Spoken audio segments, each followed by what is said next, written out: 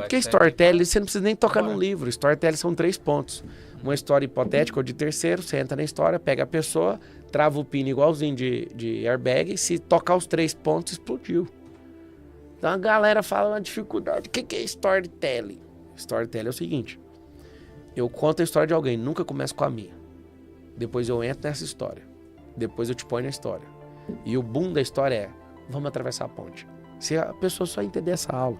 Vou dar uma, por exemplo, onde Jesus contando a parábola do semeador. Ele faz o seguinte, estudei teologia também. Boa. Ele fala assim, o semeador, Jesus fala, saiu para semear. Ele está falando dele? Não, ele está falando de uma história hipotética. Jesus fala 44 parábolas. E ele usa muita parábola. Não, todas as histórias de parábola. Parábola é isso aqui, ó. Perguntar pro Sérgio, ele vai te falar também. Parábola é uma volta. Isso. Aí tem gente que fala, por que ele usa essas histórias? Ele usa essas histórias não é para todos entenderem, porque a própria Bíblia está escrito o seguinte, que ele fala por parábolas para todos ouvirem, mas poucos entenderem. Ou seja, é um recado para reinantes, tá lá na palavra. Então quando ele fala, o semeador saiu, aí você... Todo coração, quando vê uma história hipotética ou de terceiro, de quem tá contando, ele já automaticamente se desperta, ele quer.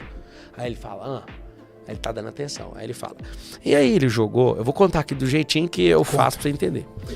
Aí ele começa a contar a história, depois na história você começa a entender que é ele, e depois ele te chama pro rolê, e nós atravessa a ponte com essa história. Então vamos lá.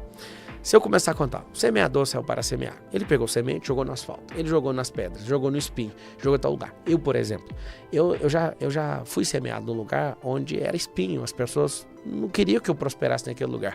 Eu acabei de entrar na história, agora eu vou chamar você. Agora, Cariane, pensa você num lugar que você era um cara top, mas o ambiente não deixava você prosperar. Você estava em espinhos, não estava? Ou seja, eu falei do semeador, eu entrei na história, eu pus você. Agora o segredo do storytelling é cabum. É falar... Se você não sair daí, você não vai prosperar. Então eu saí, eu prosperei, agora é a sua hora de prosperar. Então vamos atravessar a ponte? Se você fizer isso, esquece 300 livros, 300 páginas. Só faz isso. Nunca comece com a sua história. Sempre com a história hipotética ou de terceiro. Entre na história, coloca a pessoa e atravessa a ponte com ela. Agora, se você quiser fazer estudo de graça, faça, mas você pode vender isso. Quem vende isso?